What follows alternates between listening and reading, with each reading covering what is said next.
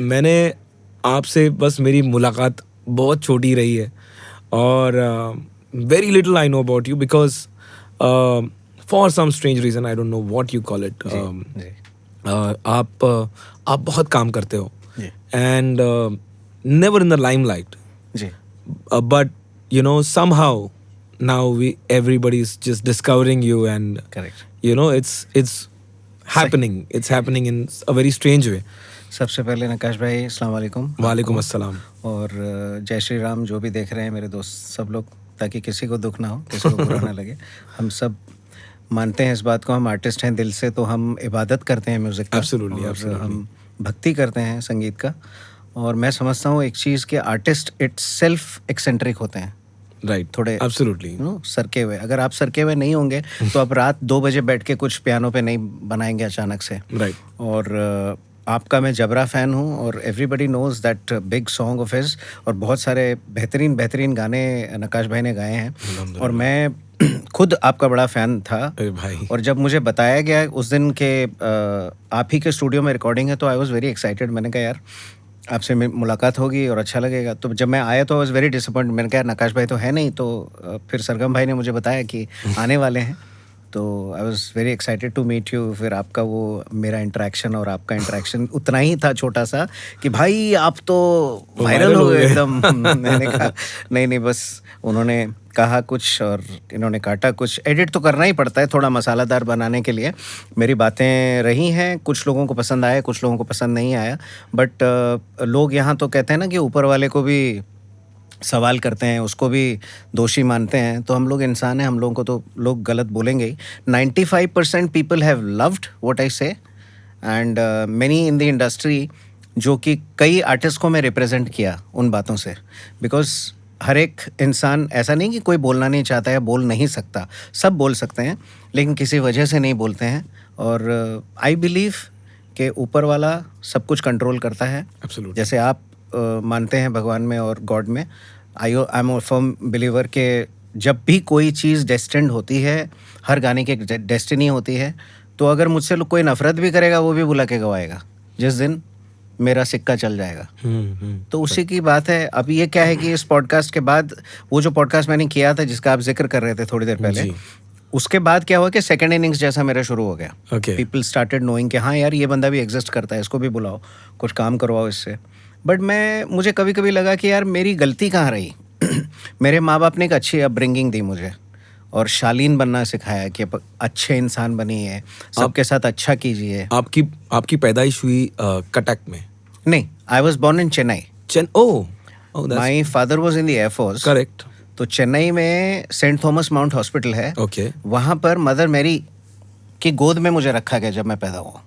एक second, let me just rewind back a little. जी।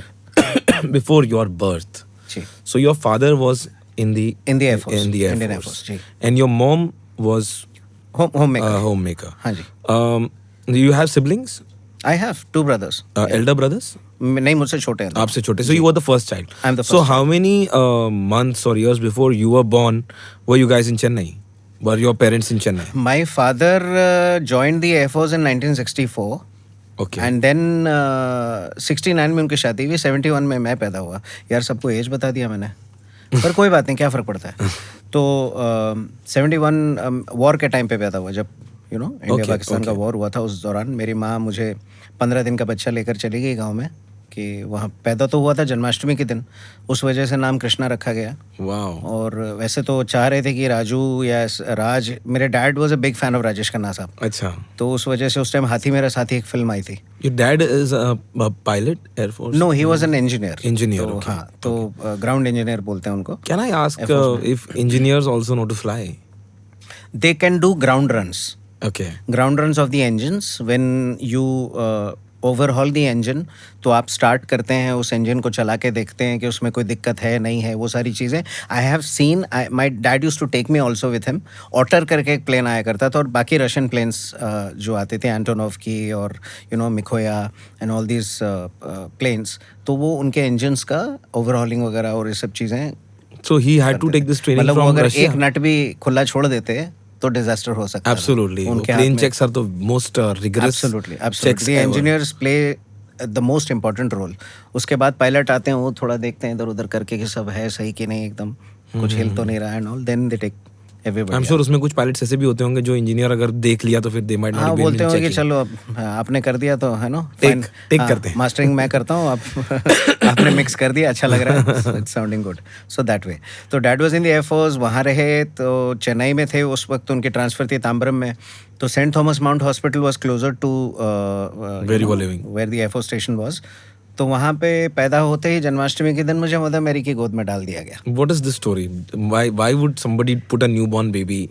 वहाँ पे रिचुअल है वो, because saint Thomas Mount hospital is a Christian hospital. Okay. तो उसके वहाँ पे वो करते हैं कि हर बच्चे को माँ की ब्लेसिंग मिले, मदर मैरी की. तो वो गोद में एक बार तो उन्होंने कुछ जैसा स्टैचू वहाँ बना के रखा. हाँ हाँ. ओके. तो वो करते हैं, तो एक ब्लेसिंग मिल जाती है. तो कहीं ना कहीं आप मानेंगे नकाश भाई, मैं ये पहली बार एक इतना एक्सपेंसिव पॉडकास्ट मैं कर रहा हूँ. एक्सपेंसिव इसलिए बोलूँगा कि नॉयमन कहीं भी हमने नहीं देखा है कि आई थिंक इट्स U87 या ऐसा कुछ नाम है ना इसका.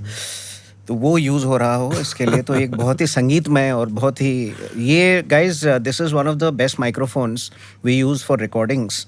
And I love this microphone. इसमें मेरे जैसे काइंड ऑफ वोकल्स को बहुत ज़्यादा अच्छा रिकॉर्ड करने के लिए ये माइक्रोफोन है, जो कि हम आज नकाश भाई के बदौलत पॉडकास्ट में यूज़ कर रहे हैं. सो ये तो I think I got deviated from what I really wanted to say. But thanks for noticing. No, we of love course, these of course. mics too. This is no, जो ये तो ambience ही इतना अच्छा है यहाँ पर, तो मैं अपने आप को बहुत लकी मानता हूँ कि मैं यहाँ पर This podcast is not brought to you by Neumann, but Neumann, if you're listening, we are using. You We are can using start you. selling them to content creators. We love you, also. even though you We don't love you. sponsor us. Of It's course. okay. No, I love because ये मेरी आवाज़ को कुछ अलग ही दुनिया में लेके जाता है. तो डैड, तो मेरा क्या है नकाश भाई, मैं बता रहा था आपको कि मेरी ज़िंदगी में हमेशा मेरे में एक डिवाइन, मैं पहली बार ये पॉडकास्ट पे बोल रहा हूँ, मेरे साथ बहुत डिवाइन ब्लेसिंग है. I am a number 4 born. मैं इन चीज़ों में बड़ा बिलीव करता हूँ न्यूमरोलॉजी में. नंबर 4 इज़ अ कार्मिक number. I am a 13th born. Okay. तो 13 नंबर वाले कार्मिक होते, कुछ पिछला डेट रहता है, जो संचित कर्म बोलते हैं हम उसको हिंदी में. तो कार्मिक डेट रहता है कि हमने कुछ पिछले जन्म में बुरे कर्म किए हैं, उसका हमें दोबारा से यहाँ आकर वो सब चुकाना है. उसके बाद इसीलिए तो इतना लेट सक्सेस मिलता है ना हम लोगों को. तो वो तो मैं किसी को रिग्रेट नहीं है ना मुझे किसी से कोई शिकायत है. ठीक है, जो है मैं अपने अच्छे कर्म कर रहा हूँ. मैं हर धर्म में उतना ही विश्वास करता हूँ. हर धर्म अच्छा ही सिखाता है. एवरी रिलीजन टीचेस अस कि at the end of the day आप किसी के साथ बुरा ना करें. Right. मैं इस चीज़ में बिलीव करता हूँ. तो मैं कह रहा हूँ कि इंडियन एयरफोर्स में जब मैं रहा हूँ उस माहौल में संगीत तो था ही, म्यूजिक तो था ही. मैं बचपन से कैसे संगीत था? लाइक कौन, घर पे कोई इन्फ्लुएंस था? घर पे कोई इन्फ्लुएंस नहीं था, ये मुझे मिला है मेरे कर्म से. okay. पिछले जन्म से कहीं कुछ था. तो छोटा सा बच्चा था, हाइट मेरी कम है, आप देख ही रहे हो. और मैं जो हमारा असेंबली होती थी स्कूल में, केंद्रीय विद्यालय में, सेंट्रल स्कूल में पढ़ा हूँ मैं. तो असेंबली में सबसे आगे खड़ा होता था लाइन में ऐसे. तो एक दिन क्या हुआ, हमारी जो प्रिंसिपल मैम थी उन्होंने बताया कि अरे ये बेटा आप लोग आज प्रेयर होगा, दया कर दान विद्या का हमें परमात्मा देना, उसके बाद सब लोग अपने अपने क्लासेस में चले जाएंगे. आज वंदे मातरम नहीं होगा क्योंकि सीनियर्स पिकनिक पे गए हुए हैं. तो मुझ में पता नहीं क्या फायर था, और I am ruled by Rahu number 4. तो मैं एकदम से बोला, मैडम मैं गाऊंगा वंदे मातरम. तो मैम बोले इतना छोटा सा बच्चा, ही वांट्स टू सिंग. अच्छा, माइक्रोफोन का स्टैंड सबसे नीचे करने के बाद भी वो मेरे ऊपर वंदे मातरम कौन सा वर्जन? वंदे नहीं फिर वंदे मातरम ये ओके. वाला. तो बोले कि ठीक है बच्चे को बुलाओ. अच्छा, माइक को पूरा नीचे करने के बाद भी माइक मुझसे ऊपर था, मैं उतना छोटा था. कितने साल के थे bro? I was what first standard में यार. First standard 5 years. हाँ 5 years 5-6 years.